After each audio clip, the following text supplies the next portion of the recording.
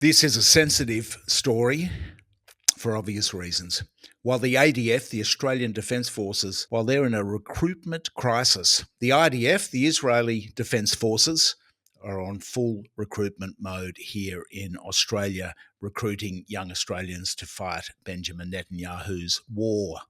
This scoop by Yaakov Aharon, the Lone Soldier's story, went viral over the weekend. It is a big story and rather courageously investigated by Yaakov. It's a big story because the ramifications of this war in the Middle East are going to endure, of the genocide, are going to endure for many generations. Now, the government has been tight-lipped on this issue. We've done FOIs and got a good stonewalling from the Attorney-General, Mark Dreyfus, but there are about 1,000 Australians serving in the IDF already, and they're still recruiting, madly recruiting at the moment, as Yaakov says, because they need new fresh meat, as he puts it, to feed the Israeli war machine. And the rub here, in case you missed it, is that Israel is on trial for plausible genocide at the ICJ, and the ICC, the International Criminal Court, has arrest warrants out for Benjamin Netanyahu and Yoav Gallant. And that means that the people that assist in this plausible genocide, be that soldiers or suppliers like Australia, like the Australian government, via Elbit Systems and so on, Bisalloy, or investors like the Future Fund,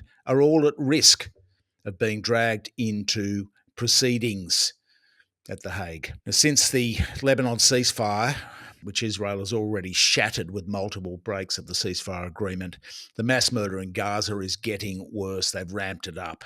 More atrocities.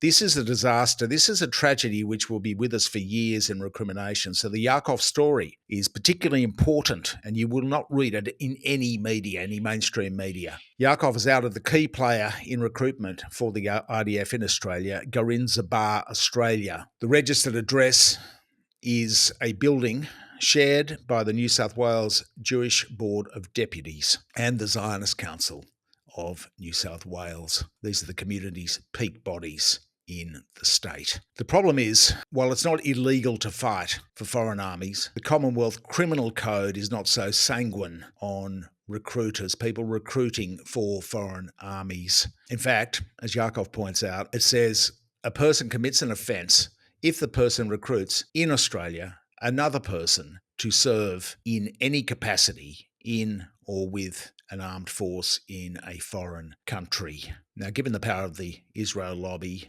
who knows whether these kind of things will ever be brought to bear. And we're not saying that anybody here, any individual, is guilty of anything. We're merely pointing out the law and the players involved and the fact that this will be an issue. It's worth noting that soldiers in other countries now are being asked to leave. This is according to Israeli media, as the risk of prosecution, particularly of officers by the International Criminal Court, is now real.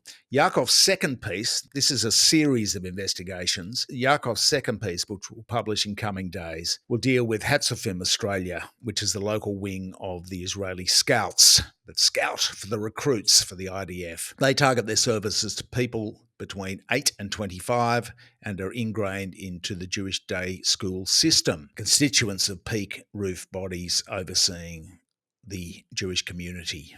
It's good to see the Jewish community is splintered on this and that there are voices for peace, many voices for peace. In fact, this is a thing going on around the world.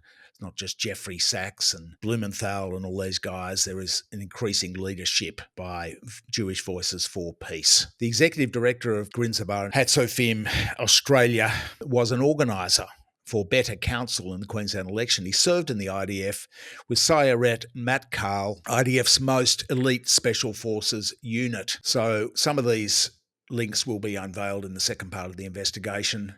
It's all about teaching the soldiers ideology, introduce concept of Hagshama and actualising the Zionist dream through immigration and IDF service. It's pretty heavy stuff, particularly at the moment.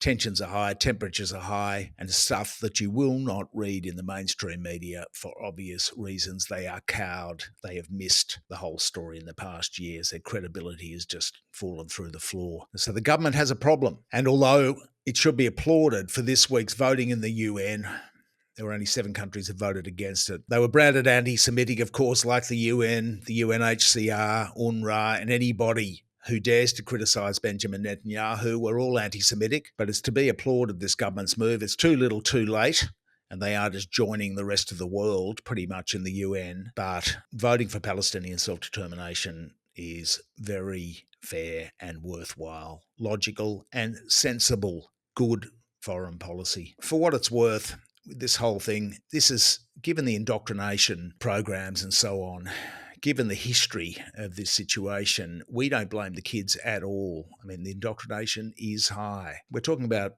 children here. I mean, who has good judgment at 19?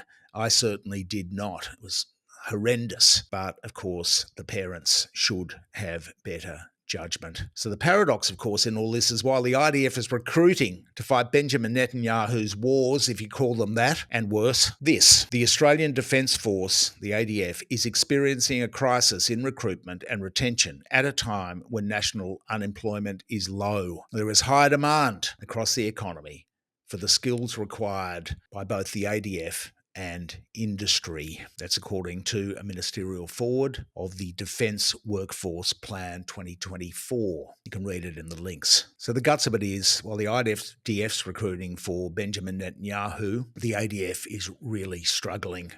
Now, this story puts it down to just competition from the private sector because unemployment is low. Is it really about the strong jobs market, or is it the retinue of useless foreign wars in which Australia has engaged on behalf of America? Is it a more connected, younger demographic, more educated, more knowledgeable, more cynical, given the failing credibility of institutions generally?